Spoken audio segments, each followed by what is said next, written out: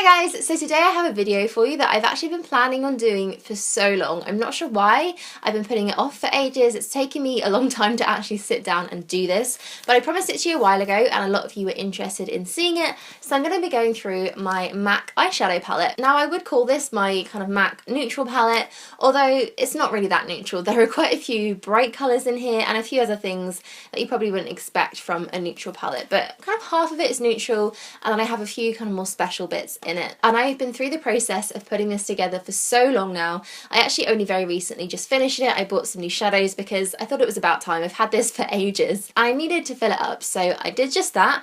And I thought you'd be interested to see what shadows I have, a few of my favourites and the kind of shadows that I wear a lot. And actually since completing this, I've used it every single day. And whenever I want to do my makeup, I always grab for this now, which is good because I'm getting some use out of it, because let's be honest, these palettes are quite expensive. To actually buy the palette and then build up the shadows and the price of all the individual pans, it does work out to be a lot of money. MAC eyeshadows are great though. They're not the most incredible quality, they're not the best eyeshadows I've ever used, but they're a pretty good kind of standard staple when it comes to eyeshadow. So without further ado, I'm just going to open this up and have a little chat about all of them. So the first one I have is one of the newer additions to this palette, and this is Nylon. And I never had a kind of highlighting white light shade in this palette, or really at all. I don't really wear that kind of colour that often, but this has actually come in so handy. I use this all the time just to kind of highlight my tear duct and then also on my brow bone. I also use this a little bit on my cheeks too as a highlighter, either if I haven't got anything else around me to hand and I just want to do it quickly, or actually just on top of an existing highlighter, because I find this one is so glowy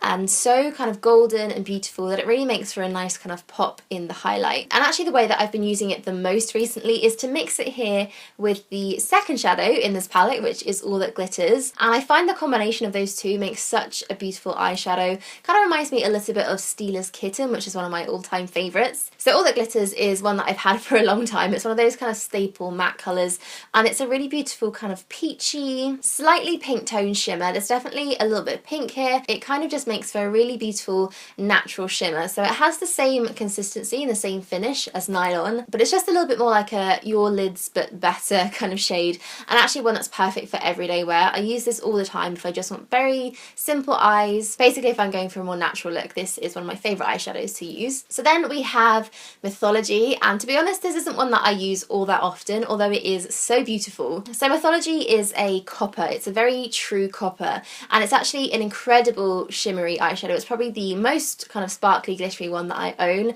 so it's probably because of that I don't actually use it as often as I would like to. I will sometimes just press it onto the centre of my lid just to add a bit of shimmer in there. I think it does a really amazing job at opening up your eyes because it is so reflective. But I kind of got this back in the day when I was so into very copper eyes. I just wore nothing but copper and bronze, anything orange toned, and I was there. I loved it. So that is an oldie but still a goodie. So then I have three matte shadows, and these are all my kind of transitional crease shades. I probably don't have as a diverse a collection of these as I would like to. So the first one here is Soba. I think Soba is actually just slightly shimmery. It's not shimmery once you put it onto the lid, but it has a little bit of sparkle looking at it in the pan here. It's a very interesting colour actually. It's almost a little bit kind of mustard tone, but very, very pared down, not yellow at all, but it is a slightly more yellow toned base. So if you like your crease colours to have that little bit of yellow in them, this is a great one for that. But my favourite of all of these is Cork, and this is the one that I always use as a crease colour. It's a very subtle crease colour, so it's not something really intense. It's not going to give you that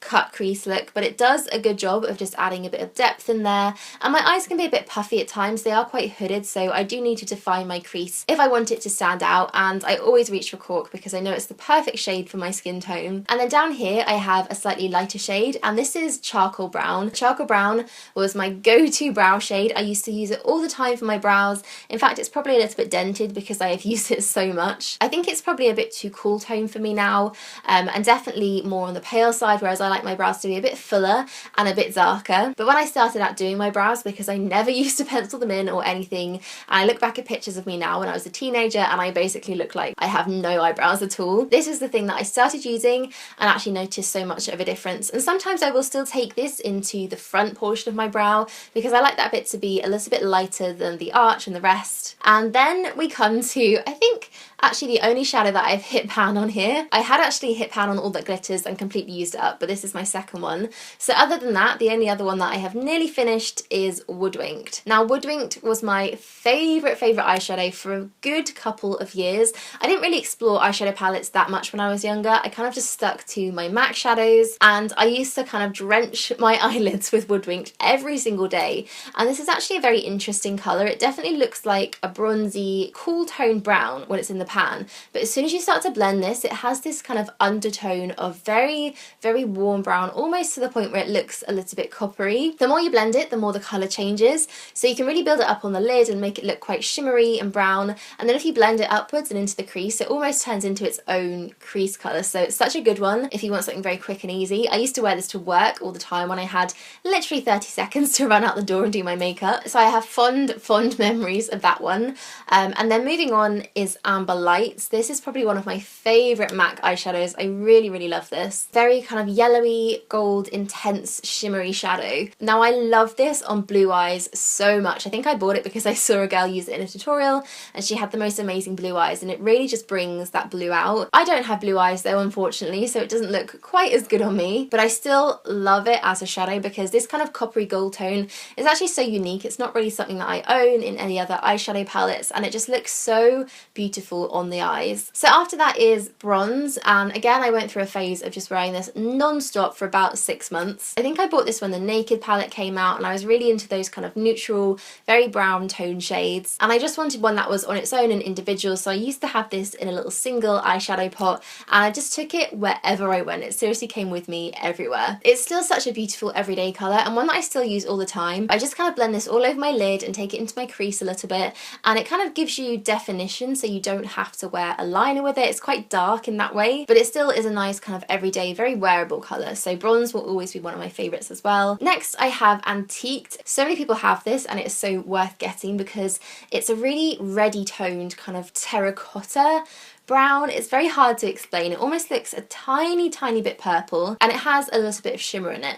It's not quite as glittery as some of the other shimmery shades I have, but it does have that little bit of highlight and a little bit of metallicness to it. Of everything in this palette, this is probably my favourite shadow to just wear on its own, all over the lid and really far under the eyes as well. I actually use this one quite a lot under my eyes, and I have it on today. When it comes to wearing colour, I'm a big fan of keeping things neutral on the lid, and then when it comes to my bottom lashes, I smudge in something quite bright under there. And this one may not be a bright colour, but I do still really love wearing it like that.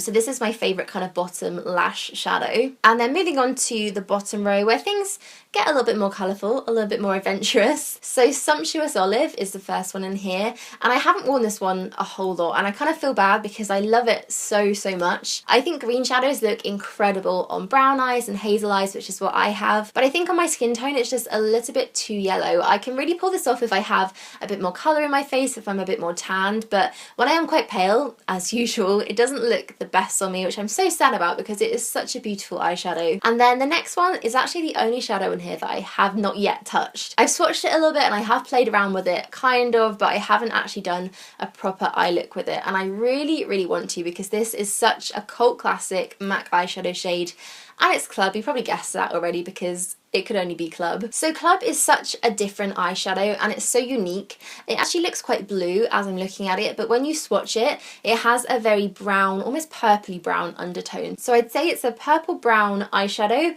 with blue shimmer in it, and that might sound like the worst combination, but this just looks so incredible. I've seen this all over Instagram, all over YouTube, and people make it look amazing. So I've yet to manage to use it, but I really would love to. If you guys want to see me use this in a video or do a kind of MAC Club tutorial, please let me know down below in the comments. I think it's so special, and I actually had one last slot to fill in this palette and I thought it had to be Club. I had to have something super classic and super cult in there. Okay, then we move on to Cranberry. Now Cranberry is looking very beaten up and very warm because considering how much of a different shade this is and how bright it is, it's probably the brightest in this whole palette.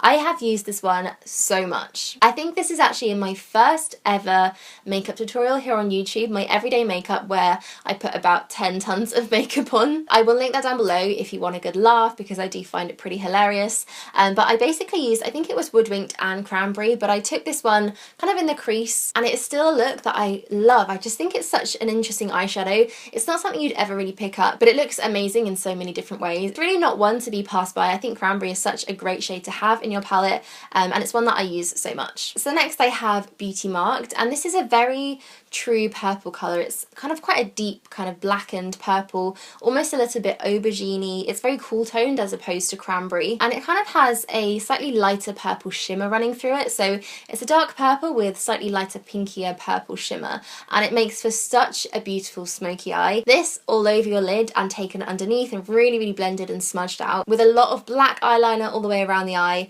is amazing. It's one of my favourite smoky eye looks, and although I don't use it as often as I should, if I am going out and I want something really intense on my eyes, I always go for this one. It's probably not the most pigmented MAC eyeshadow I've ever used. In fact, I have to kind of blend my brush into it quite a lot to pick up the amount of pigment that I would expect from it. So I don't know if I had a bad batch with this one. I bought it quite a while ago, but I still use it because the colour is amazing. It's one of my favourite colours. So then we have the final eyeshadow in here, the last one, and this is Embark.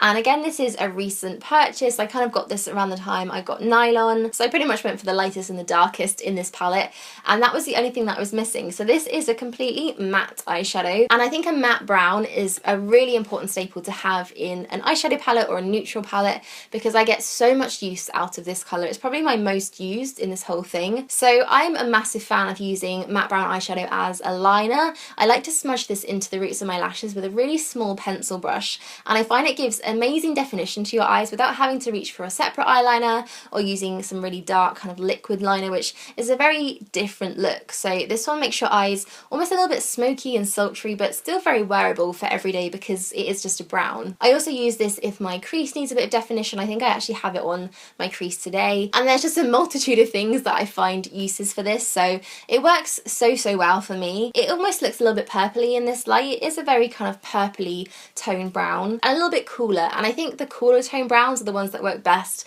for using in so many different ways. So cool tone brown, always my favourite shadow to have in a palette. So that is a run through of my entire MAC palette. I hope you found that interesting. If there are any shades that you're really interested in or you want to know more about, either leave me a comment down below or let me know if you'd like to see me use them in a video. So if you want a tutorial with any of these, I will be happy to oblige. So before I go, I would love to know if you guys have an absolute favourite holy grail MAC eyeshadow, so maybe one that I have in here or maybe one that I don't have yet. So please leave me a comment telling me what your favourite MAC eyeshadow is, because I would love to know. And that is it from me today. So thank you for watching, and I will see you all soon. Bye!